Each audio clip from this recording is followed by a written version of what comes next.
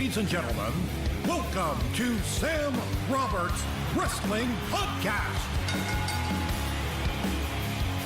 Introducing your host from New York, here is Sam Roberts.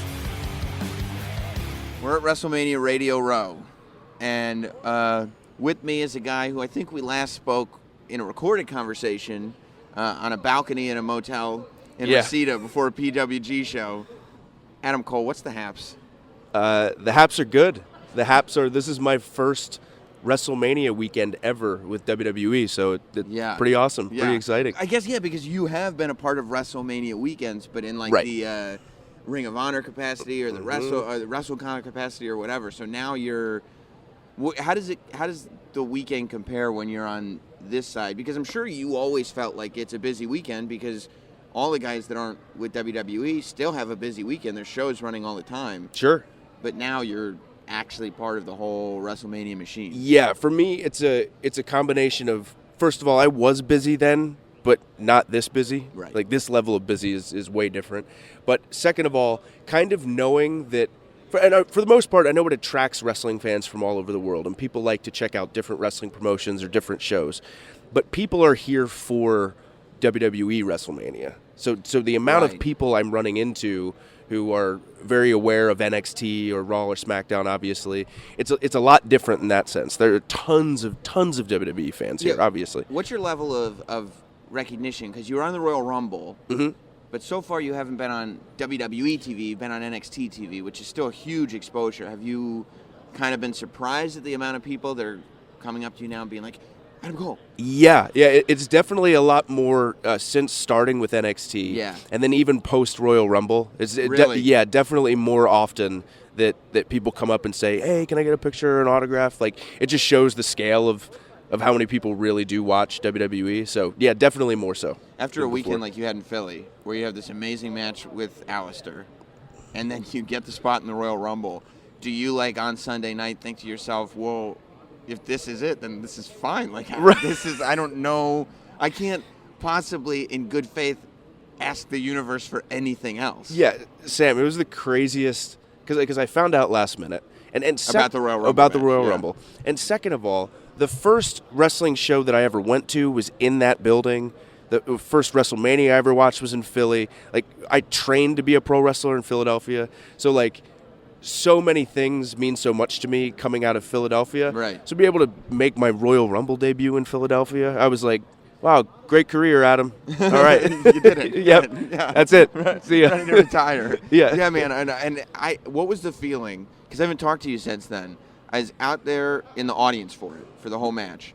And, like, when your entrance come out and you put the 2 fingers on each hand, 4 fingers in the air, and the whole crowd not only just says Bebe with you, but says Adam Cole, Bebe, the entire arena at the Royal Rumble, where, like, you're going, are they going to know who I am? Like, is this a WWE audience that just watches Raw, and who's this guy? But when the whole arena is right there with you, is it like, do you take it in, or are you so focused on, this is just the beginning, I actually have to do this match now? I definitely made sure that I enjoyed that for what it was. Yeah. My favorite part was when the music hit and the people reacted, and then when I came out and they reacted that I was there, and then I stood there. I made sure I didn't truly get in the, okay, I have a job to do until after I did Adam Cole, baby. I made sure to enjoy that. I was like, okay, I'm going to enjoy this as best I can. But yeah, I had the same kind of feeling as when I debuted at TakeOver Brooklyn 3 when I ran in and attacked Drew McIntyre. And I remember Barclays Center goes nuts. Yeah, and I remember thinking, God, I hope they care. God, I hope they react in any capacity. This is the end of the event. So I was just really, really hoping they were interested in what was going on. But both times they haven't let me down. Now, both times they've been great. Are you prepared? So if you know going in, okay, I'm going to give myself a second after I do my entrance just to take it in. Mm-hmm. If it's silence, if it's like crickets, if it's, worst case scenario, are you like, and I have to be ready to then go and perform after that? Right. If I just take in the fact that, nobody cares. Right. Like, how do you then recover? Oh man, that's the nightmare situation. Fortunately, that hasn't happened to me here yet. But oh my gosh, early on when I first started wrestling, all the time you take it on the chin in that moment and just go, okay, doesn't matter. I have a job to do. Right. Like, or now I have a better understanding of like, say if the reaction isn't necessarily what I want it to be, I'm going to make them care. Like by the end of this, I'm going to make them be on their feet or make them clap or boo or whatever it is I want them to do. And it's just like an added job for me to do then too. But oh yeah, that's definitely soul crushing. First, if you're like, oh man, okay, no one cares. When you start, because I mean, I'm assuming it's like a comedian who goes up there and in the beginning just bombs. And like, so many comedians have stories of they start and the first time they go up, laughs, because they have that new comedian energy. And then the second time, they have this false comedian confidence, and they go up there and it's just a colossal bomb. Right. And like, I guess my question for you is early on, are you like, oh my God, I need to quit this. I'm terrible. They don't care. Oh, for sure. Like, well, actually, very early on, you're so happy and fascinated that you're in a pro wrestling ring that often I would get little to no reaction, but would come to the back and feel like I've won because I'm wrestling. Right. Like it was the coolest. I'm not in school. I'm not in a wrestling school. I'm not in anymore. school. There's an I'm audience. performing in front of 20 people. This is amazing. Like everything is so cool. But yeah, definitely as you get more comfortable with it and as you mature and move on, when stuff like that happens, it is hard, but at the same time, like when I first started, I worked for a company where the fans notoriously were really, really, really hard on other performers. So I have a pretty starting in Philly, right? Yeah. That's part of it. And I have a pretty tough skin when it comes to fans getting on wrestlers and stuff. So yeah, just staying focused. Yeah, that's kind of it. Yeah. And I guess and going from playing roles of top good guy and top bad guy and everything kind of makes you prepared for all potential reactions. Sure, absolutely. What was the biggest audience that you had performed to before you got here? Before I got here, it would be the Tokyo Dome over in Japan. Right, of course, yeah, for Wrestle Kingdom. So it's not like the arena atmosphere was foreign to you. Sure. Right. Yeah. You've kind of been there because that's also what I kind of wonder is when you have those first big moments, because there are guys that come over and the biggest room they've done is like the Hammerstein, which is a big room. Yeah. And like, but when you get there, you have to kind of instantly, especially if you're coming in on a high level like you, right, be able to know how to captivate the Barclays Center. Sure. Instantly, right? Right. But I guess doing the Tokyo Dome and stuff. But it's amazing how different they all are. Like the Tokyo Dome, with so many people, but it's so large, you almost, I don't want to say feel disconnected, but they're so far away. Sure. That even when they would react, it was on a second or two delay. Like right. you would do something and then you'd hear the whoa afterwards. And I guess, and they also do like the second guardrail, so even those front row fans, there's a distance there. Yep. Whereas the Barclays Center, it was so cool, and a lot of these arenas are so cool that the NXT fans are so great that they're so loud that you feel like you're in this very intimate, small atmosphere almost. They do kind of feel like they're on top of you. Right. So, is there any, you talk about the NXT fans, and the questions always come up about like NXT's ability to maintain. And I guess people ask the same question about the Bullet Club. Like before you joined the Bullet Club, people were ready to kind of wash their hands with it, and it's as hot as it's ever been to this day. Right. But like, and same thing you could say for NXT.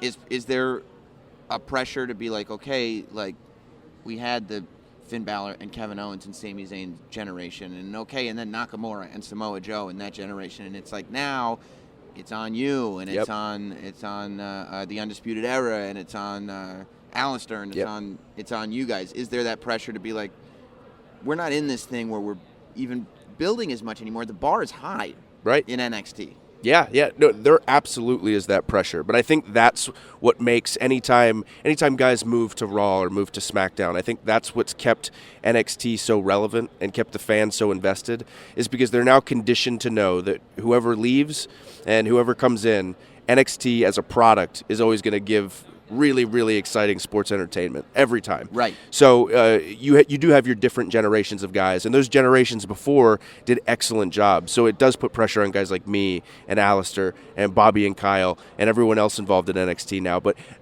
I think that's when everyone is at their best. When you have pressure and you have something to work towards or almost compare yourself to or try to best, right, it really does make you better. And there is that mentality when you have a weekend like this, you have a weekend like Philly, the fact that takeovers are done at the same weekend as the Big Four, the Big Five or whatever, like, there that mentality of not only do I want my match to steal this show, but I want to make this show the show that people are talking about going home. 100%. And I think that is a big reason. Like, WrestleMania is WrestleMania. It's the biggest wrestling show of the entire year, no question. But when everyone has that mentality of not only do you want to steal the show, but you want to steal the weekend, the fans are going to get to see a lot of really great wrestling matches. Mm-hmm. So it creates the coolest environment all weekend. But the NXT group definitely has the mentality of, let's steal the weekend. So in Philly, like when I watched the match, my reaction to the hardcore match with Aleister was like, that's the show. Like they just got it. And like, you know, how is the championship match going to follow that? And then the championship match comes on and I'm like, oh my God. Are you leaving that hardcore match like, yeah, got it, and then watching the championship match like, No, the truth of the matter is I know that the Extreme Rules match with Aleister, that had gone well, and I know it was received well. But if anyone could just take something and make it all about them and just totally steal the show, Andrade and Johnny are two guys who could do that. And to me, that's what I love. That's my favorite part about NXT, is you can go in thinking, oh, that's it. Nothing's going to top that. Right. And then it does. And that happens so many times in NXT because the level of talent here is so good. So it really is a conversation every show of like, what match do you think is going to steal the show? And it could literally be any of the matches. Any of the matches. Right. Any of the matches this weekend at TakeOver. Any single one could be a show stealer. Right. And luckily you have a chance at you have a two. What is it? What? 6 matches or 5? 6? 6 guys. 6? No, is it 6 matches or 5? Oh, matches? 5 matches. Okay, so you have 2 and 5 is a pretty good. Yeah. That's a pretty good ratio. Yeah. Do you get excited when you find out you're doing 2 matches, or are you like, Jesus, when is a 6-way ladder match, and then I got a triple threat? Like, this is not going to be an easy night. No, I'm very excited. I mean, there's a lot of pressure that comes with having 2 major matches at a TakeOver, especially WrestleMania weekend. But again, like I was saying earlier about pressure and how that's actually good for us, I love the pressure of that. I love knowing that I have to go in and have a 6-way ladder match for this new championship. Right. Being involved in the tag team title match. I love the more I can be out there, the better, especially this weekend. And how great is it that aesthetically everybody likes what the title looks like? Right. You know what I mean? Because all you need to do is debut an ugly belt, and then you got to work through that in the match. I mean, you know, at SummerSlam when they debuted the Universal title, like Rollins and Finn Balor are having the match of their lives, and everybody's booing the belt, and I'm like, no, right. Yeah. No. I think the title has a really cool old school feel to it. I think it looks awesome. Do you talk to any of the guys that aren't here now about what they should be doing? Because, I mean, I remember, and I would talk about this when you would do the podcast, you know, back in the day, and how you would be one of the few guys on the indies that would show up in a suit. And, like, I think I even said it, and thank God I said it on the podcast because it makes me sound like I know what I'm talking about. But you carried yourself like somebody who was going to be here. Like, you know what I mean? And it wasn't just, like, in the way you worked. It wasn't just like your matches and you're like, oh yeah, he's going to go. It was in your interviews, you just felt like, okay, this is a guy who would fit in as a superstar in WWE. Do you talk to guys about, you know, younger guys about how they should carry themselves, not just in the ring, but in interviews and stuff like that? Absolutely. Yeah. You felt like you had been trained to do media interviews. Okay. Yeah. Before you'd been trained to do media interviews, right? In a good way, in a really good way. Yeah. No, I definitely. For me, I don't really necessarily seek it out. But if someone comes and asks me my advice, I never just give them in the ring advice. I always try to help them with, like you said, with media outside of things, with promos, with how they present themselves in and out of the ring. Because it really is. It's just as important. Of course, the wrestling is so important, but being able to be someone that someone can count on is equally as important, if not more. Well, we're a long way from a hotel in Reseda, from a balcony in Reseda, and I'm glad that you're here, man. And I always knew you would be, and it's nice to see where this whole thing is going. That I feel like for the most part, the guys that should make it are making it. Oh, it's kind of an amazing thing. Thank you. It's been congrats cool. on everything, and it's gonna be a fun weekend to watch, man. Thanks, man. Yeah, it should be.